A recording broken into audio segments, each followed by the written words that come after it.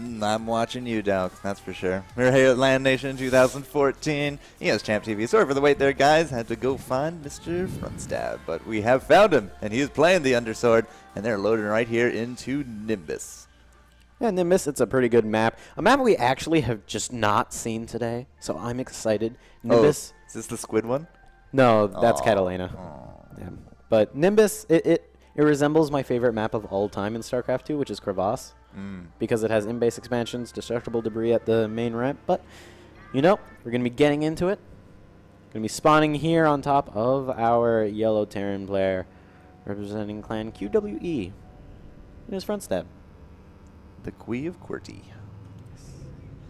Now, on the flip side, somebody we have seen actually quite a bit around the ESChamp TV streams. He won the very first Toronto StarCraft 2 tournament we did, Mr. Endersword.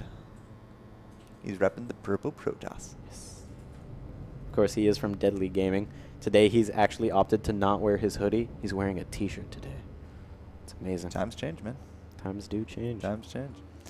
All right, so as we said, Nimbus has itself that in-base. Definitely a very viable option. That I don't think I've ever seen anyone on this map not take it first. There's really no reason to. It's just so safe. Like, that is such a defensible opening.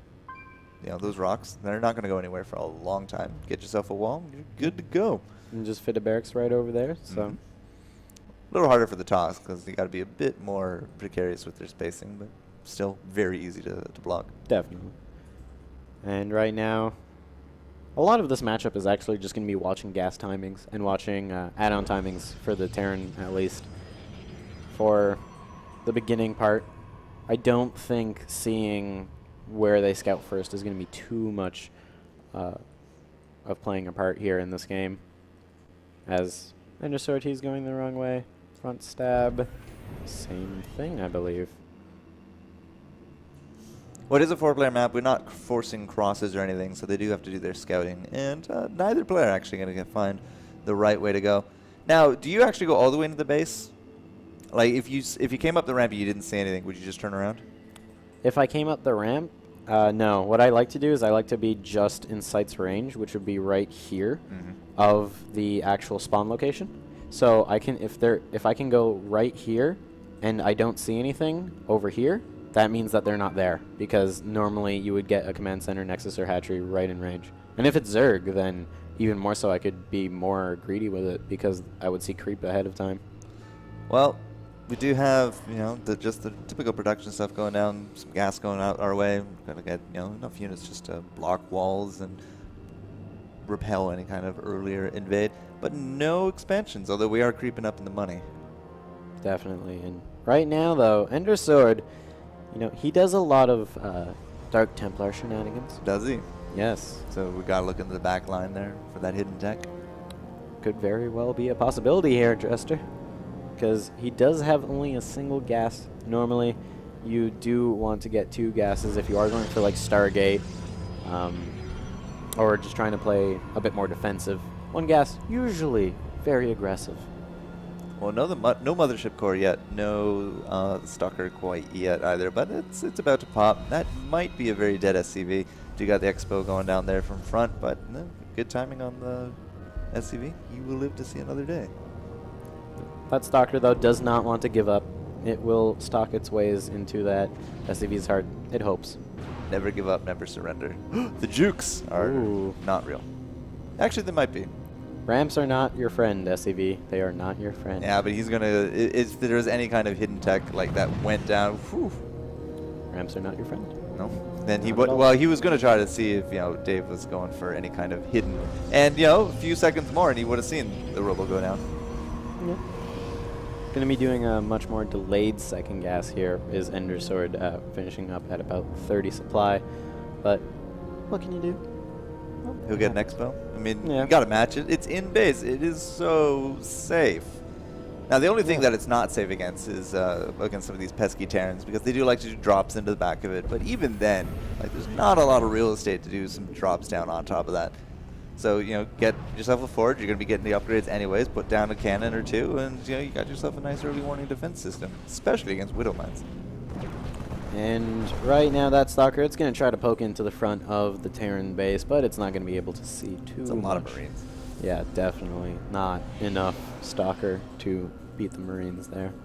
Now we do got an observer coming out here. Possibly a few more on the way after that. Scan going down, we'll find the Nexus. Nothing in it though, so in terms of the timings, okay, actually, we'll see those. So in terms of the timings though, like we're not saturating out quick. We are kind of balancing out the army as well as the production. Right now, I'd have to agree with you. Just trying to balance out production and the army there. Like he's not going greedy. Like, yeah. He's not just forsaking everything for the economy. Yeah. And right now, with the Widow Mines, it seems like Frontstab is a bit scared of Oracles. The Widow Mines kind of going into the mineral lines. And I feel like if you weren't making those Widow Mines, you would have had just a bit more money, get that medevac out quicker. But at the same time, you could definitely go for a Widow Mine drop. If you don't have cannons and you don't have observers, it can actually be a real thorn in the side. But we do got the Robo, and we do have observers, so I mean they'll get one shot off at most. They're not going to live past that. This observer, however, should see this army advancing. If it did, it didn't care. Yeah, it's just on a rally. It's on a mission, and its mission does not include trying much to of an actually army. launch. Not much of an army, Endersword. Elevator player is going to come up and denied. Yep, but just going to elevator play up in towards the natural, and that's where the damage is going to be starting to happen here. The Marines are going to be dropped in. The probes, they're slowly going to be falling. Slowly. We need a defense, Slowly. Mr. Protoss. Oh my goodness, Slowly. the damage is real here. And gone. All for free as well. Rip. So again, forge, cannons, nice early defense. You can also limit where you're going to be dropping these Marines by filling up these spaces. Those Zealots are basically distractionary tactics. We did lose a lot of probes there, and that's going to force Endersword into, again, more economy, less army. But like the army just doesn't really seem to be here for Endersword either. Well, that's because Endersword, he's doing a very, what I'd like to say, Wings of Liberty style almost. He's going for the 2-gate with the robotics facility just so he can try rushing out some Colossus. And this, what it provides is that you'll have a very strong AoE coming into the mid-game, but your gateway forces are going to be utter trash for a good 10 to 15 minutes almost. And it's very susceptible to drop plays like this because you just don't have the defenses available to you. I got the one Zealot there to help soak, but I mean, it's not going to last that long. And then the probes are going to start dropping. The good news is the Colossi, he can go up and down from those ramps, so he can get from point A to point B quite quickly. Here comes some of those cannons finally, but it's Endersword on the back foot. If we have 2 drops going down at once, we only got 1 army here from the Protoss. So this is going to start adding up to a lot of damage.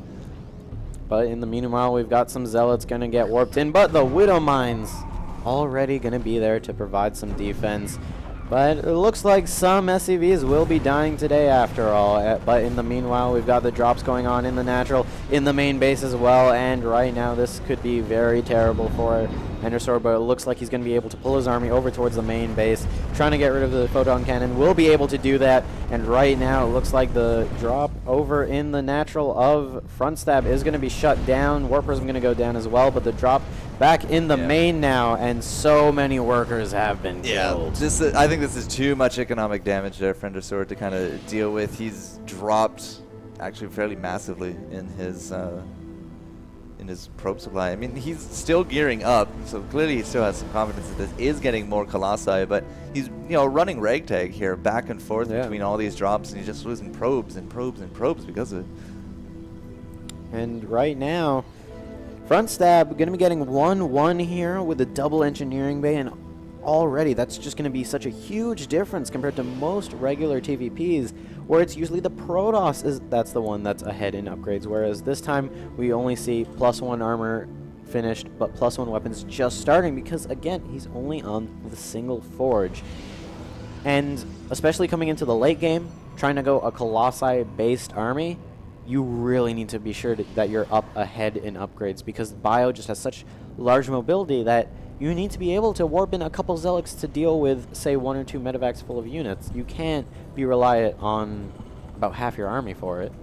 Well, third's going to go down here from Frontstab. He's already setting up, a few static defenses just to keep the peace, so to speak. But no, Ender Sword behind in the upgrades, behind in the supply, now behind in the economy, behind in basically every respect. And the drops are not done yet. More economic damage is going to go down here. It is going to actually lose out a few Marines this time, but those medevacs are still living because we don't really have a lot of anti-air.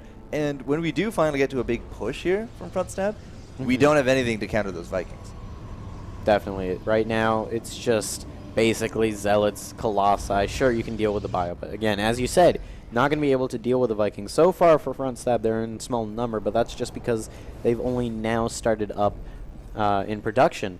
But eventually, you know, Viking numbers, they can climb really fast, and we've also had a second starport. I wouldn't be surprised if it got a reactor as well, and just see 4 Vikings being pumped out at a time, and it could be really bad for Undersword should that happen. Vikings, medevacs, Marines, Marauders. It's almost like a sure kill comp right now up against Endersword because he is going fairly Colossus heavy. And, you know, that's a consolidation of power. Like, he doesn't have quantity as quality, but once you lose 1 Colossus, you lose 2 Colossus, 3 Colossus, that's huge, huge hits to your offensive power. Like, the quantity here is going to outmass the quality of Endersword. And Definitely. I think we have the timing here. It looks like all the upgrades are basically just popped here for Frontstab, and this is the time. Even without the upgrades, it wouldn't even matter because right now it's 103 to 53 difference for army supply, and that is just ridiculous here, our Terran player. Quality versus quantity. You know, I'm afraid for Endersword. Our GM Slayer apparently cannot beat diamonds. Well, I haven't seen any of Frontstab before, but you know his play really does remind me a lot of Massa, and you know that is only a good thing, because if you can imitate our typically gold medalist, you're in a good spot, and the army here is just not going to be enough for Endersword. And right now the force fields, they were pretty good, but you know, the gateway buffer, it's very small. The Colossi have gone down. The Vikings are kind of useless right now. I wouldn't be surprised, though, if they did land on the ground to just try and add in some more DPS, because why not? But this third base... Patrol unit. Yeah. This third base, it's going to go down. Scan going to go down because why not? And more scans going down. There is another Colossus, but, you know, already going to be going down. Just not enough anti-air to deal with it. The Bioforce is just large enough on its own. Endersword gonna have to tap out, unfortunately. Yeah, it looks like he is gonna drop this point. Probes are gonna be pulled, but that's pretty much it. So yeah, Frontstab, haven't really seen him before here in the Toronto scene, but put up a really good fight here. We'll have to see where he did actually end up placing for the brackets. And that's it. Yeah, GG. Endersword is gonna be dropping that point. Frontstab comes up victorious.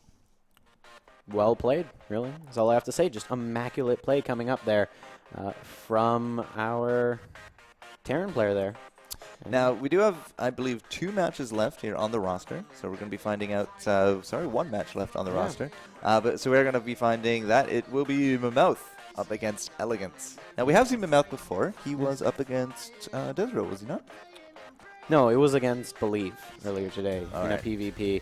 And it looks like we're actually going to be having another one. Elegance, he is a local Toronto resident. Actually made it to top 8 of StarCraft over at Anime North just a couple months ago. That was a fun event here hosted on ESChamp TV because you know ESChamp does do a lot of Toronto esports. Primarily we're focused on the StarCraft, but you know, we now actually have a Dota division. We're going to be streaming some of that a little bit later. And you know, there's a lot of games that are actually currently in favor that a lot of people have been actually putting votes to. So here at LANation at the George Brown King Street campus, we have 5 games, I believe, in attendance today. 300 players, $5,000 prize pool spread across all of them, plus raffles, plus prizes, and you know, it's a good time.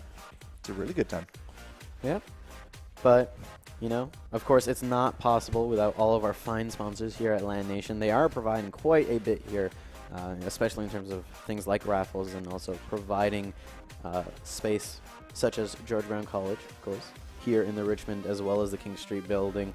And then for raffles, we got AMD Radeon Memory giving actually a lot of the community tournament prizing. And then, you know, Cooler Master, they've got some spawns, which are mice. We've got Scorpion Bungee available. I was going to say, what are spawns? Spawns are this. This mice that I'm using. Oh, right so now. the mouse that you're using is a spawn. Okay, Yeah. see, but I wouldn't have said that. You know, if you just said CM Storm mice, like I might have understood that right. But yeah, a lot of cool stuff here at LANation, especially of course the Stinky board. It's a very interesting product we've got here.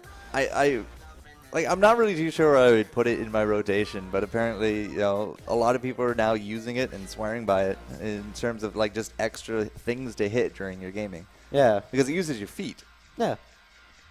So like I can now like micro with my hands and macro with my feet.